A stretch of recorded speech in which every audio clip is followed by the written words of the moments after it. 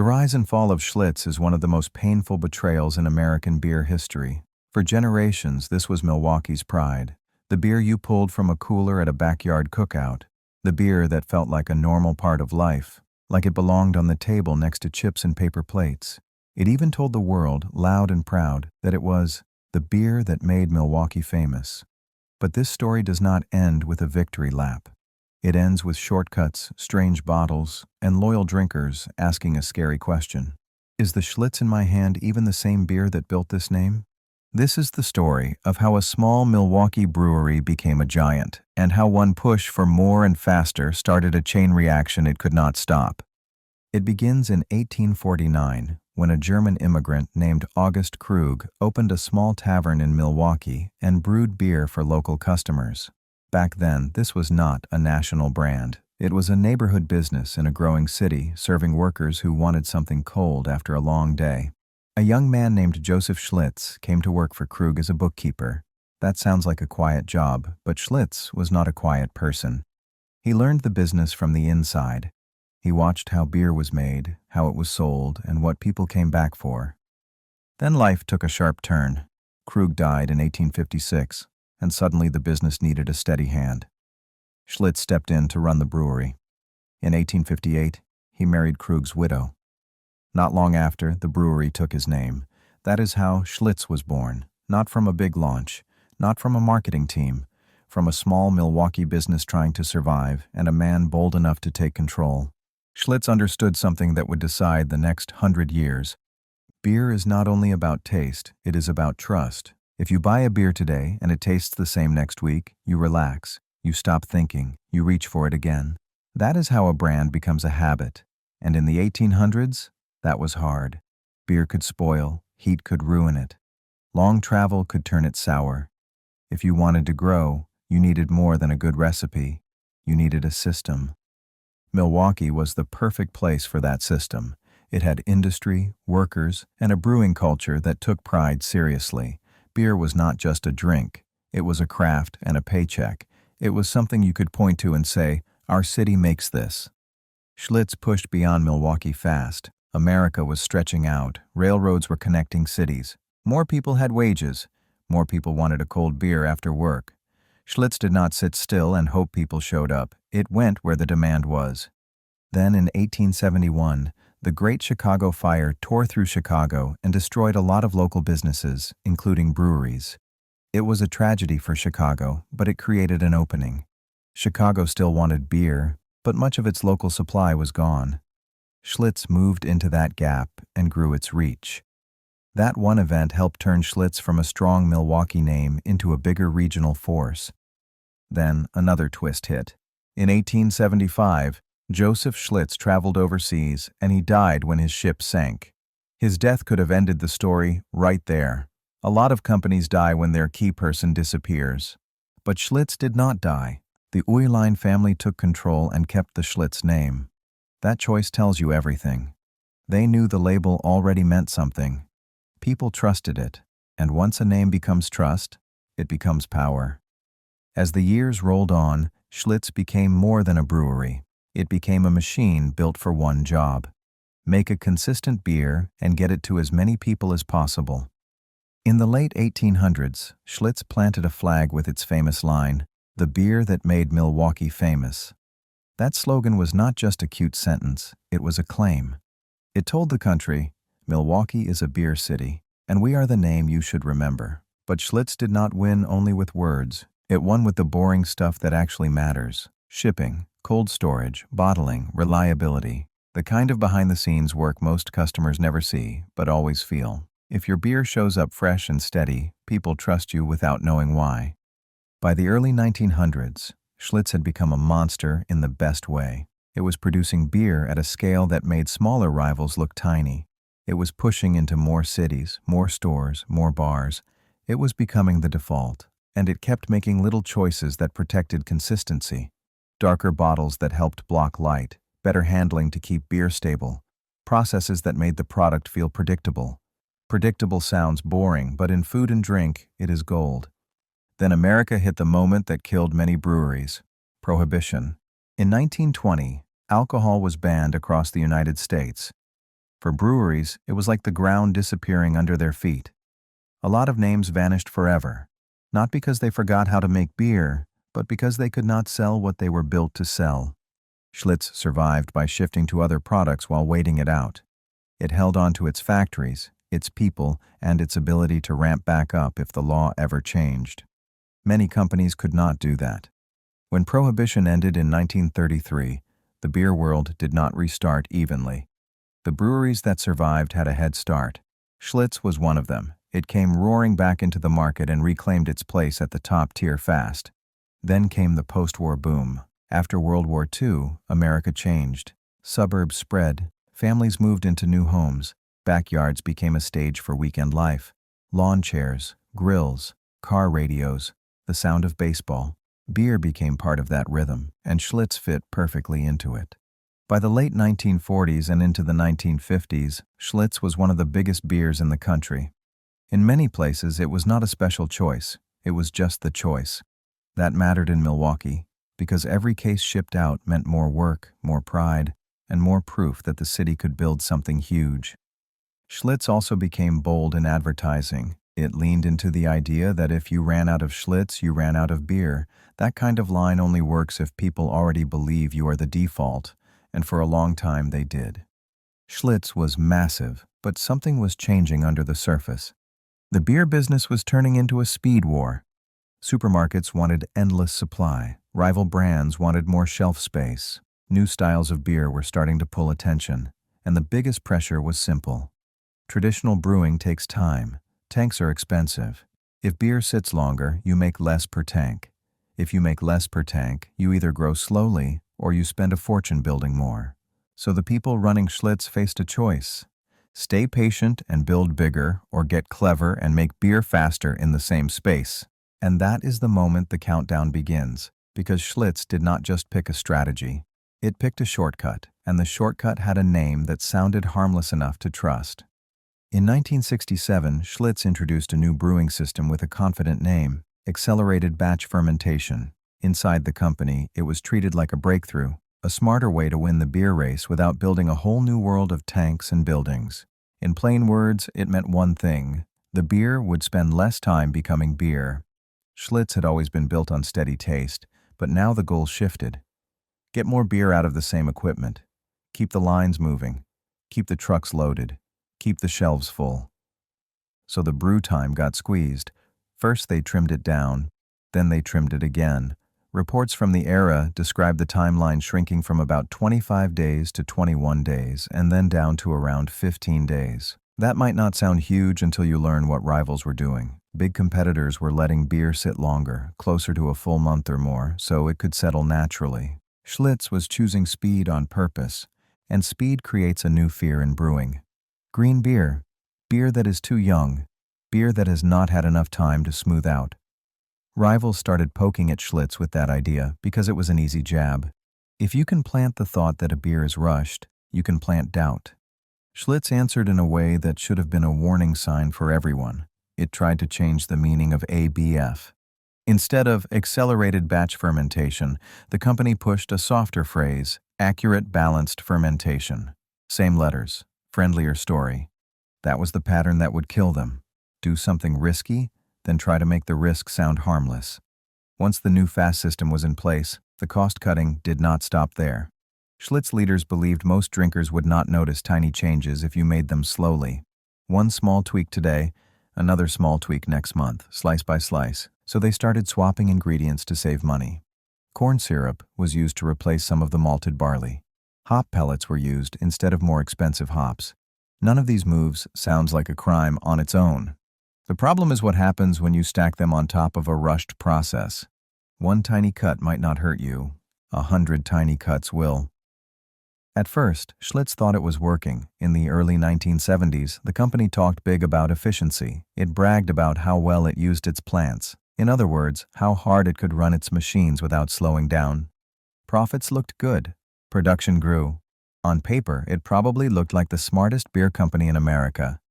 But the real world started sending warnings, and Schlitz had already seen what happens when people think you messed with their beer. In 1964, Schlitz bought the Primo brand in Hawaii. For a while, Primo was huge there. It was the local favorite. Then Schlitz made a decision that sounded efficient but felt insulting to customers. Instead of brewing the full beer on the islands, Schlitz began shipping a concentrated beer base from the mainland and finishing it in Hawaii. Island drinkers said the taste changed, and when people say that about a comfort brand, you are in trouble. Primo's share reportedly collapsed, dropping hard within a few years. Schlitz tried to fix it later by returning to full brewing, but the damage did not really heal. Hawaii had already learned the lesson. If people feel you are cutting corners, they stop trusting you. Back on the mainland, Schlitz was walking the same path, just bigger. By the mid-1970s, loyal drinkers were starting to complain, not in a neat, organized way, in a messy, human way.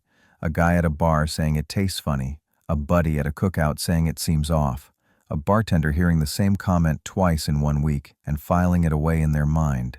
And now the second problem hit, the one that turns whispers into panic. The look. Because Schlitz was aging the beer less than rivals, it had trouble with chill haze. That is when beer turns cloudy when it gets cold. It does not need to be dangerous to be deadly for sales. If a customer sees cloudiness, their brain does not say science. Their brain says bad. So Schlitz used a quick fix, an anti-haze product called silica gel. It helped keep the beer clear. It helped protect the look people expected in the bottle and the glass. But the 1970s were also a time when companies started worrying about labels. What if the government forced everyone to list ingredients? What if customers saw strange words and got scared? Schlitz did not want its rivals pointing at a bottle and saying, "Look what they put in their beer." So in 1976, Schlitz made another switch. It looked for a stabilizer that could be filtered out at the end, so it would not have to appear like a permanent ingredient in the same way. The new product had a name that sounded like it belonged in a lab, not a fridge. ChillGuard. The plan was to keep the beer clear and keep the process fast, neat and clean. Problem solved. Except it was not solved, because ChillGuard reacted with another thing Schlitz was using, a foam stabilizer meant to help the beer hold a nice head. When those two met, they caused proteins to drop out inside bottles and cans. And this is where the story turns from worrying to disgusting. At best, the protein looked like tiny white flakes floating in the beer. At worst, it looked like mucus. People used uglier words, too. The kind of words that make you lose your appetite just hearing them. Now imagine being a regular person in 1976. You are not reading industry reports. You are not thinking about proteins. You are just opening a beer. You twist the cap. You lift the bottle. You glance down, and you see it. Little bits floating, drifting, hanging in the liquid like something went wrong in a way you cannot explain. That is not a maybe. That is an instant no. It is the kind of sight that makes you stop mid-sip and feel your stomach drop. It makes you look around the room like you need a witness.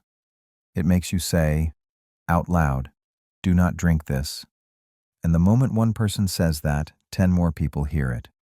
Schlitz tried to keep the problem quiet. The company line was basically this: it is not harmful, and most people will not store beer cold enough for the haze to show up.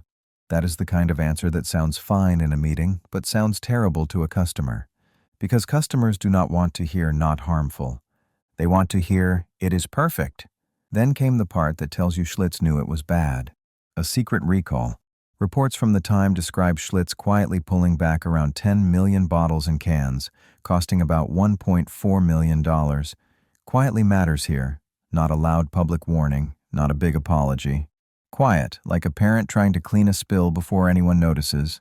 But bars noticed, stores noticed, distributors noticed, and drinkers noticed because the story was already moving faster than any truck. And once a beer becomes the one with the floating stuff, it does not matter how big your name is. People do not want to be the next person who gets a bad bottle in front of friends. This is where Schlitz made another choice that pushed everything toward the cliff. Instead of rebuilding trust slowly, it tried to punch its way out with marketing. A new campaign was pushed hard, built around one word: gusto. The idea was to sell boldness, toughness, confidence. Like Schlitz was not worried, and neither should you be. One ad even featured an aggressive boxer-type character, the kind of guy who looks like he wants to start a fight in a parking lot. But if your beer is being whispered about as flake beer, mucus beer, or worse, a tough guy ad does not calm anyone down. It makes people laugh, or it makes them angry. And while those ads were hitting TVS across America, something else was happening inside the company. Leadership started shifting. Pressure started crushing decisions. And the people running Schlitz were about to face the most dangerous moment a famous brand can face. Because now they had two options, and both of them were painful. They could slow down, admit the shortcut failed, and return to older methods. Or they could keep trying to patch the process and hope the public forgets. And the next move they made would decide whether Schlitz stayed a giant or became a warning story people tell forever. Inside Schlitz, the crisis stopped being about a few bad bottles and turned into a full company emergency. Not the kind with sirens, but the kind with phone calls that never end. Distributors calling about returns, retailers asking what they should tell customers, sales teams getting hit with the same question in every city, over and over. The brand had always been built on one quiet promise. Open it, drink it, do not think. Now the entire country was thinking. Schlitz tried to handle it like a problem you can manage with careful control. They tried to keep the mess contained. Quiet pullbacks, quiet fixes, quiet adjustments inside the plants. The goal was to correct the product without admitting the system itself had been pushed too far. But the returns were real, and returns do something brutal to a big beer company. They clog the pipeline. Trucks that should be delivering start hauling product back. Warehouses that should be clearing space start filling up. The whole machine begins to choke on its own output. And once that happens, the panic turns financial. Because the fast and efficient plan only works when every bottle you make turns into money. When people start sending it back, efficiency becomes waste. All the speed in the world does not help if the end of the line is a refund. Schlitz did make changes to stop the visible problem. They pulled away from the stabilizer combination that caused the flakes. They worked to restore clarity and consistency. They tried to bring the beer closer to what people remembered, but this is the nightmare part for any food or drink brand. Fixing the liquid is not the same as fixing the reputation. Once customers connect your name to a gross surprise, you do not get a clean reset. You have to prove yourself again, bottle after bottle, month after month. And while you are trying to rebuild, your rivals are not waiting politely, they are taking your space. That is exactly what happened. Schlitz had spent decades building a position that looked unshakable, and then it gave its competitors a perfect opening. Not a rumor, not a small complaint, but a public, I saw it with my own eyes moment. And the market was already shifting under them at the worst possible time. Drinkers were forming new habits. Lighter beers were pulling attention. Big brands were fighting harder than ever for shelf space and tap handles. When a customer was unsure, they had plenty of easy alternatives right beside Schlitz, so the slide got steeper. As sales dropped, Schlitz had less room to maneuver. When a company is growing, it can spend money to solve problems. When a company is shrinking, every fix feels expensive, and every expensive fix creates a new problem somewhere else. This is where the story stops being about taste and starts being about survival. Schlitz began cutting back, tightening operations, and trying to stabilize the business. But the more it tightened, the less it could invest in the slow, patient rebuild the brand needed. The company was trapped in a loop. It needed time to recover, but it could not afford the time. By the early 1980s, Schlitz was no longer steering from a position of strength. It had become vulnerable. And in big American business, vulnerability attracts buyers.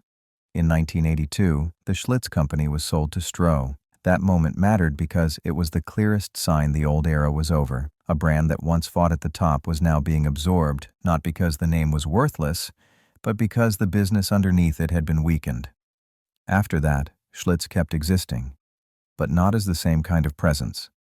The label lived on, but it no longer felt like the beer you automatically saw everywhere. It became something you might spot and feel a flash of memory, like hearing an old song in a store and suddenly remembering a different decade. And that kind of ending is strange because it is not a clean goodbye. It is a slow fading. The name stays familiar, but the place it held in the culture is gone. Years later, the story took another turn that proves how deep the loss really was. People never stopped talking about what Schlitz used to taste like, not the late-stage version. The earlier version, the one tied to ball games, summer nights, and old family photos where somebody is holding a bottle in the background. That memory had value.